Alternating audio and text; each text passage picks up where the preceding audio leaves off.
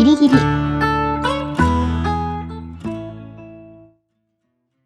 Alors, salut YouTube. D'abord, je voudrais vous remercier pour les retours positifs que j'ai pu avoir sur la première vidéo. Ça m'a fait plaisir et ça m'encourage à continuer. Je vous informe également que du coup, j'ai créé un compte Twitter et Instagram. Je pense y poster du coup les nouvelles vidéos et j'y mettrai certainement des photos pendant mon voyage au Japon. Donc, si cela vous intéresse, les liens sont en description. Alors, cette semaine, j'ai envie de vous parler de la question de pourquoi vivre au Japon. Donc, je vais vous parler un petit peu de mon rapport avec le pays et de pourquoi j'ai envie de vivre là-bas. Je pense que dans mon histoire, pas mal de personnes devraient se reconnaître. Et j'espère que ça vous fera aussi réfléchir à votre relation avec le Japon. Donc pour commencer, d'aussi loin que je me souvienne, mes premiers rapports avec la culture japonaise, ça s'est fait très jeune. Donc ça va pas vous sembler très original. Mais bon, étant né dans les années 90, impossible de passer à côté du Club Dorothée, Dragon Ball ou encore Pokémon. Mais j'étais encore un peu jeune et du coup je m'intéressais pas forcément au pays. En grandissant vers le collège, je continuais à regarder ce type de dessin animé, mais j'ai commencé à me mettre en tête d'apprendre le japonais. Mais ça a été un échec, j'aimais plus les animés plutôt que le Japon. Je manquais aussi un peu de maturité pour apprendre une langue tout seul. Et en plus de ça, j'avais un bouquin pas vraiment génial pour commencer. Au final, je savais même à peine différencier des kana et des kanji. Je me contentais en fait juste de recopier des listes de vocabulaire en kanji bêtement. Du coup, ça m'a un petit peu saoulé et j'ai fini par abandonner. Surtout qu'à l'époque, j'avais personne qui était capable de me dire que je m'y prenais mal. Et même le contenu sur internet à l'époque était vraiment pas facile d'accès.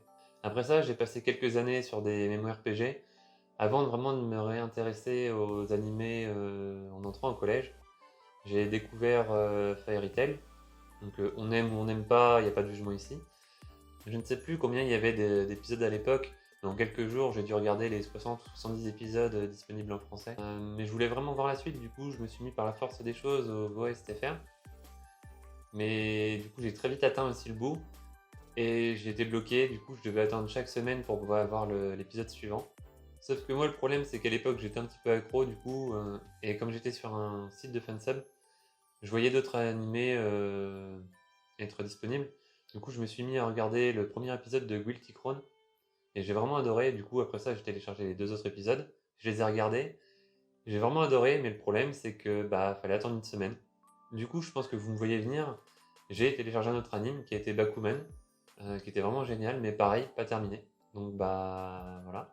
Et ça a vraiment été le début de mes années les plus sombres. C'est simple, en 2 ans, j'avais déjà terminé plus de 300 animes sur My Anime List. Quel que soit le genre, rien ne m'arrêtait. À partir du moment que j'avais l'impression que l'anime il allait me plaire, je le regardais. J'avais vraiment envie de découvrir des nouveaux chefs-d'œuvre qui étaient sortis depuis quelques années ou même les nouveaux. Je me rappelle par exemple les premiers trailers de SAO ou SNK. J'allais voir mes potes et je leur disais regarde ça, je suis sûr que ça va être un carton. Je me rappelle aussi avoir vu des séries qui m'ont un petit peu retourné le cerveau. Je pense par exemple à Serial Experiment Line. Maintenant, je me suis un petit peu calmé. Forcément, avec les études, j'avais un peu moins le temps.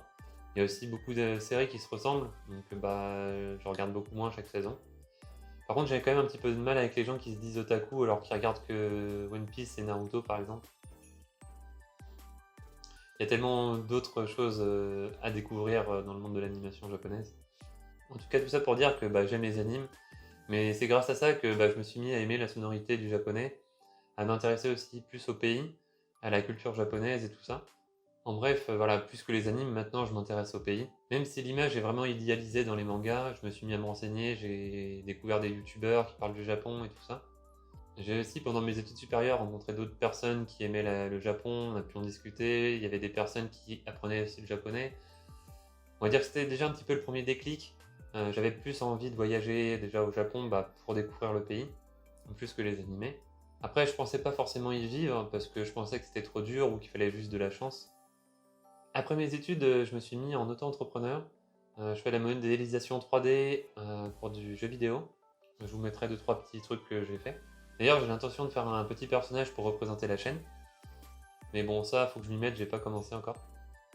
J'ai choisi ce statut car je ne me voyais pas vraiment travailler dans des villes comme Paris, Lyon, Marseille. Je suis quelqu'un de la campagne à la base et j'aime ma tranquillité. Et puis j'avais aussi cette envie de voyager tout en travaillant. Du coup, je m'étais dit que c'était une bonne idée. Bon, dans la vraie vie, ça marche un petit peu moins bien. Au départ, je voulais faire un PVT au Japon pendant 1 an, mais je pensais trouver du boulot plus rapidement en freelance, et du coup, bah, j'ai un petit peu annulé ce projet. Par contre, j'ai fini par rencontrer quelqu'un qui allait étudier au Japon, et là, ça a vraiment été le déclic de me dire, si lui, il peut le faire, pourquoi je peux pas, moi? Surtout qu'avec un JLPT N2 ou au moins N3, on peut travailler au Japon. Donc j'ai eu un petit peu cet nouvel objectif de avoir ce diplôme pour pouvoir travailler au Japon dans la 3D. Surtout que bah surtout que ça serait le rêve de travailler dans un métier qui me passionne dans le pays que je veux en fait. J'ai donc commencé mes recherches, à regarder les écoles, combien ça coûte et tout ça. Par contre, ma mère voulait absolument que j'aille voyager dans le pays avant de me décider. Du coup, un jour, je me suis réveillé, j'ai regardé les billets d'avion, j'ai regardé mon compte et j'ai pris des billets. Donc, je suis parti de septembre à novembre 2019. Pendant 6 semaines, j'étais seul à voyager au Japon. Cependant, grâce à un ancien coloc hyper sympa, j'ai pu entrer en relation avec une japonaise qui a pu m'accueillir au Japon. Donc, comme ça, j'ai pu arriver sereinement, pas totalement perdu, et avoir un bon pied à terre et vraiment commencer mon voyage tranquillement. Pour ce qui est du reste du voyage, je vous garde ça pour une autre vidéo. Dans tous les cas, ce voyage m'a conforté dans l'idée que je me voyais très bien vivre au Japon. En tout cas, pendant ce voyage, je suis allé voir une école à Tokyo. L'école s'appelle Akamonkai. Ça a l'air vraiment d'être une école vraiment géniale. Le problème, c'est qu'elle est à Tokyo. Et moi, pour ma part, je suis vraiment pas sûr de pouvoir vivre là-bas. De toute façon, je n'avais plus le temps de monter le dossier pour l'envoyer avant la fin des inscriptions. Donc j'ai repoussé un petit peu le projet. Et heureusement, car bah, bonjour Covid. Évidemment, je ne suis pas allé au Japon sans parler japonais. J'avais repris les cours depuis quelques mois de façon plus ordonnée. Merci en tout cas à Julien Fontanier d'ailleurs. Et en plus de ça, pendant ces 6 semaines, bah, mon niveau de japonais a vraiment augmenté, à force de parler, tout ça. Et ça a vraiment encouragé le fait de vouloir étudier au Japon, car je pense que c'est vraiment la meilleure méthode pour apprendre la langue. En tout cas, à mon retour en France, bah, j'ai décidé de prendre un petit peu d'avance et de préparer mon retour au Japon. Pile au même moment, bah, une youtubeuse que je suivais a décidé de donner ses propres cours de japonais. Je connaissais déjà son niveau de japonais et ses prix étaient plutôt abordables par rapport à ce qui se faisait autour de chez moi. Je parle évidemment de Tokimeki. Du coup, depuis le mois de mars, bah, je prends des cours avec elle régulièrement. Ça m'a vraiment permis d'avoir une régularité dans mon apprentissage et de travailler régulièrement mon oral. D'ailleurs, cet été, je lui ai demandé si je pouvais passer le JLPT N5. Elle m'a dit que je pourrais même passer le N4. Donc, bah, tout content, bah, je me suis inscrit pour la session du 6 décembre 2019. C'est aujourd'hui.